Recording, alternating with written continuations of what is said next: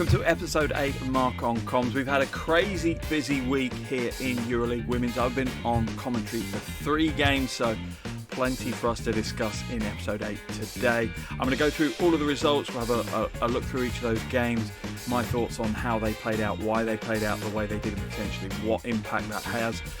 Sadly, we're going to have a look at my predictions. I was pretty confident this week. Didn't really go the way it was supposed to.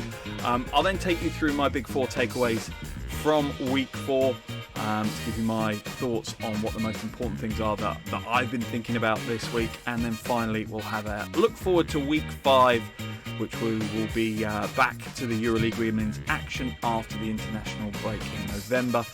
So let's jump in and let's look at the results from week 4. So, first game of week 4 was Mersin taking on Bourges. Absolutely highlighted this one as a super interesting one. Mersin clearly go into the game as favourites. However, they were pushed super hard by Bourges. And if it wasn't really for Natasha Howard posting a 29.14 rebound display, including at one stage being 13 from 13 from the field, I don't think they'd have taken the win. Diaby and Astier combined for 34 points for the French team. Really interesting battle that for Mersin, probably one of their toughest tests of the season so far. Second game up, well, it was kind of normal. Service resumed. Fenerbahce, after a bit of a scare in Poland in week 3, really took it to Villeneuve on their home floor in Istanbul. 20-point win, as predicted, as expected by most people. Relatively easy for our reigning champions. Next game up, Polkowice riding high after pushing Fenerbahce. Had a game against Zaragoza. Polkowice again looking good on their home court all the way through to the back end of the third quarter, and then a collapse. There's no other way of putting it. Zaragoza completely throttled this game. Back end of the third all the way through the fourth. A 16-0 run. Zaragoza overcame a 13-point deficit in that game.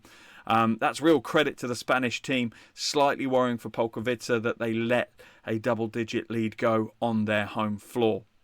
Fourth and final game of Tuesday this week was Praha against Valencia, another one that I was on the mic for. Super interesting, unbelievable. Thought this one was going to be close. I thought Praha potentially had the edge being on their home floor. Ended up with the Valencia win, but what a way to win. Jagopova didn't necessarily have the best game when you look at it. Quite a few mistakes in there, but she came up big in the end, scoring the last 5 points, a steal with the breakaway transition bucket, and then an unbelievable 3-pointer on the buzzer to take the win.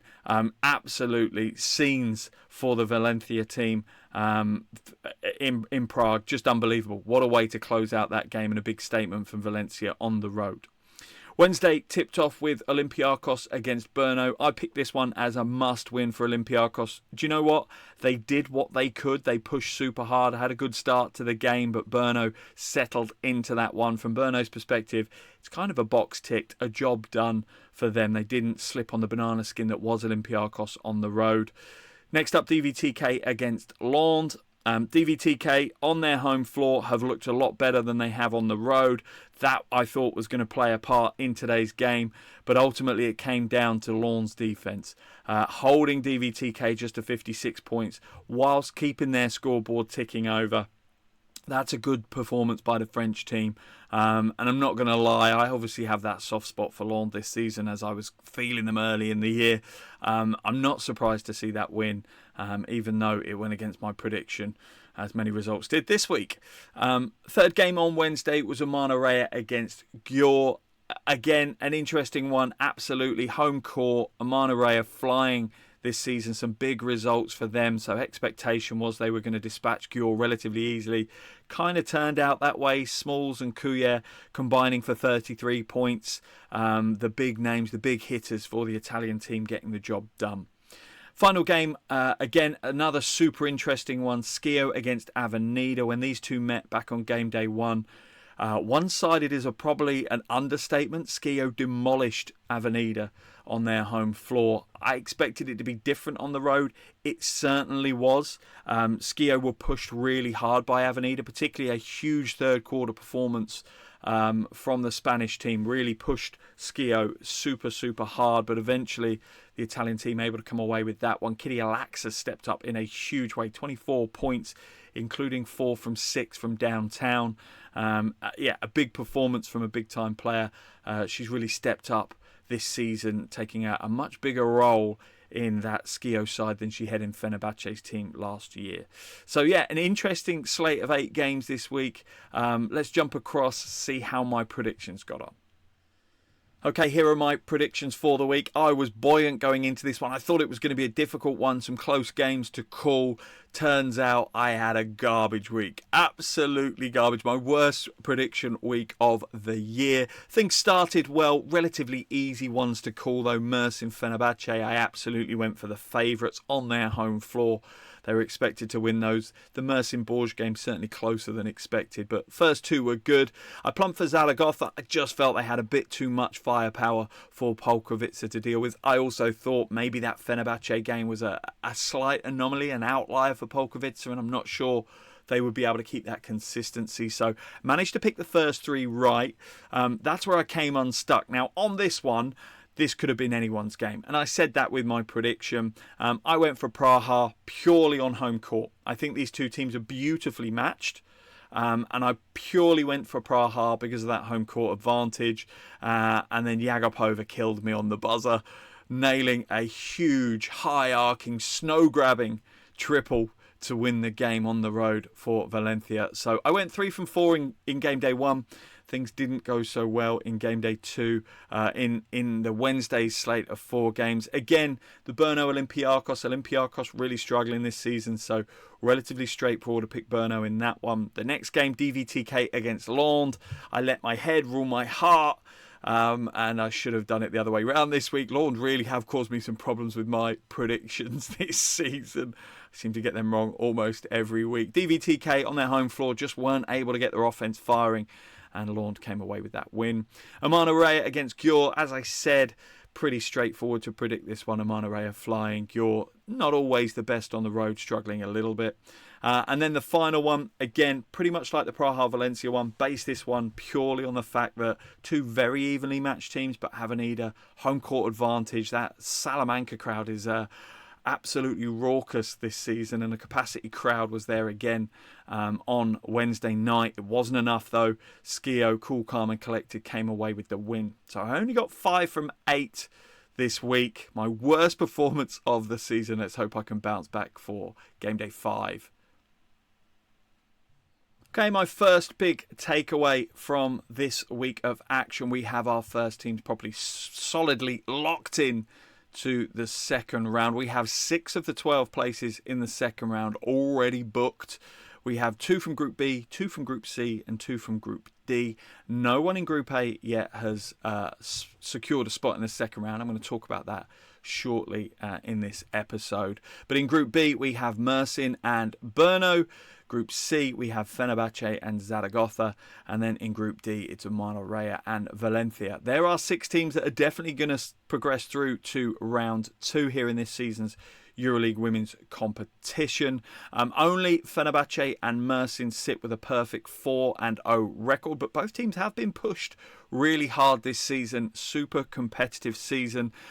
As much as half of the spots are filled because of the new structure to the format for Euroleague Women this season, you can't take your foot off the gas. Just because these 6 teams have qualified for the second round, they still have to, in the final 2 game days of the first round, push hard. They need the wins because all of their results carry forward to the second round. So they don't want to take their foot off the gas and head through with 2 extra losses into the second round, because that makes progression to the latter stages and getting out of the second round a big ask. So as much as they are in the second round, don't expect them to take their foot off the gas in game day 5 and 6.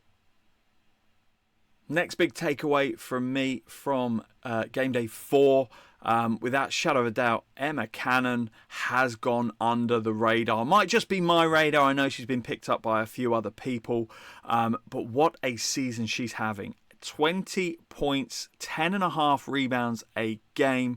She's 4th in the scoring charts for Euroleague Women this season. She's top of the table when it comes to rebounds. working the boards super hard, and she's been a revelation for Polkowice. She's one of the reasons why they're in contention of getting through to that second round. It's only her second ever Euroleague Women's campaign. Hasn't had that top level European career. Obviously, lots of WNBA experience in there as well. Her first year at Polkowice, but what a year the veteran power forward is having. Putting on a show, really stepping up and putting a name amongst some of the perennial big names in Euroleague Women's, and certainly an early season outsider potentially for the MVP award. Obviously, it's going to rely on her being able to progress and get Polkowice through into the second round, have a big second round, and maybe even push them into a surprise play-in situation as well. That's going to be key for her to keep her name obviously in contention for the regular season MVP award. But unbelievable, 4 games in, minimum she's scored is 15 points in a game. Really doing a job in Poland, and a real hat tip to what Emma Cannon has done this season. Next takeaway is kind of stepping back and looking at the group situation. I said in my first takeaway, groups B, C and D, 2 of the 3 spots are locked in for the second round already. So they're all fighting. The last 2 teams in each of those groups are fighting over that final place. Group A, not one team has secured their place in the second round yet. Super competitive Group A. Teams taking wins off each other left, right and centre. Right now, Skio lead the way and are clearly favourites to lock in a spot in the second round. They have a 3-1 record. Avenida and Lond both sit on a 2-win, 2-loss record. DVTK just propping up Group A at the moment with 1 win and 3 losses. Trying to figure this one out. Which 3 teams are going through? Clearly Skio, you would say, are pretty much a cert to go through. Only need to secure 1 more win out of their final 2 games. And you would expect them to do that. You wouldn't, see that as a big issue for them. So Skio, I think, pretty much not guaranteed, but pretty much should be there. Avenida, Lond and DVTK, slightly tougher to call. Clearly Avenida and Lond in the driver's seat with that extra win after 4 game days. DVTK certainly the weaker of those 3 at the moment. And it really is for DVTK to disrupt this. Let's be honest, they're going to have to win their last 2 games. There's no 2 ways about it. They're going to have to finish with a 3-3 record, I think, to progress through. Their next 2 games do not get easy, which is the downside. They have Skio on the road. Skio are super tough, and even more so on their home floor in Italy. That is their next matchup. And then to close out the first round, Avenida on the road in Salamanca in front of that raucous crowd. Again, a super difficult one to go and deliver. So DVTK probably need to deliver 2 out of 2 wins. They're both going to be on the road in tough environments. If I was to plump for it now, I think the table is going to look pretty similar to what it looks right now. Skio, Avenida and Lond should be the 3 teams that progress. And DVTK, despite some bright phases, may possibly bow out at the end of the first round. Final takeaway from game day 4. Looking at the group after game day 4, in particular Group C, we have Fenerbahce, Zaragoza. They're through to the second round. They locked that in. Fenerbahce perfect 4-0. Zaragoza with a 3-1 record. But there's 1 spot left. Villeneuve, Dask or Polkowice? That's the question I'm asking myself at the end of game day 4. Polkowice currently in 3rd place.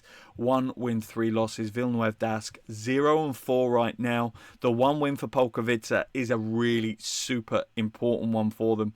A 27-point win on their home floor against Villeneuve, Dask. So if they end up on the same head-to-head game win record, realistically, Polkowice are going to head through on that head-to-head advantage that they have over Villeneuve, Dask. That kind of pushes the French team into just flat out having to win more games than Polkowice. So what that says to Villeneuve, Dask is 2 games left. We've got to win them both. That's pretty much the task at hand for Coach Mézières and his team. Who do they have? Well, first up, Polkowice on their home floor. absolutely will be targeting that one for the win. Obviously, they'll be targeting it for a 28-point win because that gives them the head-to-head advantage. However, it is a big ask to turn over any team by 28 points, particularly when they know they're even losing. If they can keep it below that number, potentially will be enough for them to progress. Then their final game for Villeneuve d'Ascq will be on the road in Spain against Zaragoza. Again, it's not an easy task for the French team, but under coach Mezien, I'm sure they'll be pumped and ready to go for those two games. For Polkowice, realistically, if they can win their next game on the road to Villeneuve d'Ascq, well, it's a done deal. If they win that game, it's over. They will be in the second round. If they can't, then it becomes problematic because their final game is a tough one. Fenerbahce on the road in Istanbul. Cannot see Polkowice coming out with a win in that one. So it's do or die in game day 5 for both of these teams. I feel whoever wins that game potentially will come away with the final place in the second round from Group C. However, there's still work to be done. Not guaranteed. Polkowice will win it. Guaranteed they're in the second round. For Villeneuve d'Ascq, not necessarily. It will come down to how much they win game day 5 over against Polkowice and potentially what they are able to do on the road in Zaragoza in game day 6. But it's an interesting one. Those two fighting it out to the last for that last spot in the second round. Okay, that's the last of my takeaways. Now let's jump forward a few weeks and have a look at game day 5 of the Euroleague Women. Very, very clear to you, we're now going to have a break in the competition. The international window kicks in. Qualification games taking place across the world for all of the continental tournaments, Eurobasket Women, Afrobasket Women. We're also looking at the Asia Cup, the America Cup. So lots of Euroleague Women players in action for that. Make sure you jump onto the socials for each of those competitions. Lots and lots of games coming up being broadcast live on FIBA's official YouTube channel. I'm commentating on 4 of them. So make sure you tune in. Some big games coming up in the international break. But we'll be back in action with Euroleague Women on Wednesday the 20th of November. We'll have a 6-game slate on the Wednesday, a 2-game slate on the Thursday. First up will be Sabini Brno against Mersin. Super interesting one this. Brno on their home floor will be a test for Mersin. Next, Lond against Avenida. Again, Lond proved me wrong last week. Can they go again? Can they push on again and pick up a big win on their home floor against the Spanish team Avenida? Potentially, that could be a good game. Bourges against Olympiacos. The way the form book's suggesting, surely this is a gimme for Bourges. Surely this is a home court win. Villeneuve d'Ascq against Polkowice. As I said earlier in the episode, this is probably the biggest game. This could be the decider for who the final qualification spot for the second round in Group C goes to. Next up, Zaragoza against Fenerbahce.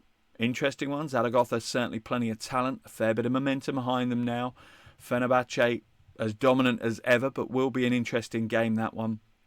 We'll then have Valencia against Umana Reya. Again, a super interesting one.